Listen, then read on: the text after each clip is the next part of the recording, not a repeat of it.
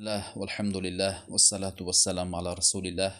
اما بعد، السلام علیکم و رحمت الله و برکاته. حدیث از ابو هریره رضی الله عنه روایت شده از شماره حدیث در کتاب بخاری 648 می باشد و در کتاب مسلم 649 می باشد. ابو هریره رضی الله عنه میگویند که از پیامبر صلی الله علیه و سلم شنیدم که می گفتند: تفضل صلاة الجمیع صلاة احدکم وحده ب25 جزءا. نمازی که شما در جماعت میخوانید از نماز فردی در خانه تنها میخوانید 25 درجه برتری دارد، که هر کسی که در جماعت نماز میخواند او فضیلتی نماز جماعت بیشتر و برتری دارد. 25-27 درجه. در دیگر حدیث آمده است که پیامبر گفتند: صلاة الجماعة تفضل صلاة الفض ب27 درجه. جمع این حدیث ها در یک حدیث 25 آمده است و در دیگر حدیث 27 آمده است.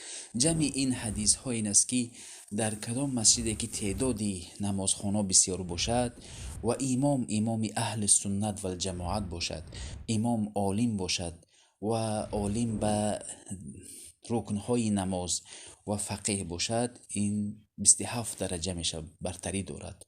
برای من در از پس عالم نماز خواندن و از پس عالم های اهل سنت و جماعت نماز خواندن این درجهش بیشتر می باشد، یا جامعه که تعداد شماره های نمازخوانا بسیار باشد. در دوام حدیث پیامبر میگویند که ملائکه های شبانه و روزانه در نماز بامداد ملاقات میکنند. هنگامی که ملائکه های روز نماز فجر فرود می آیند، ملائکه های شب به نزد الله می برویند در این نماز بامداد و الله می گوید که چگونه بندگانم را ترک کرده آمدید.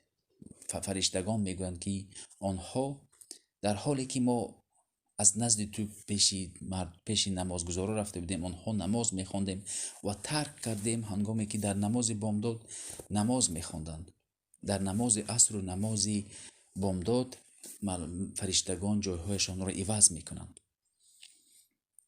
برای من الله میگوید که در سوره اسراء: ان قرآن الفجر کان مشهودا.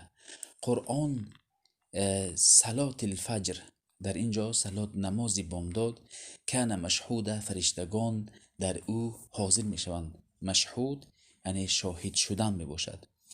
ان صلات الفجر کان مشهودا. قرآن الفجر نمازی بامداد می باشد.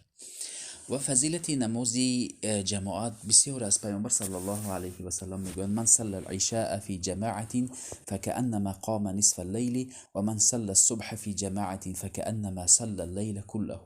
هر کسی که نمازی خفتن را با همراهی جماعت بخواند گویا که او تا نصف شب نماز خوانده است.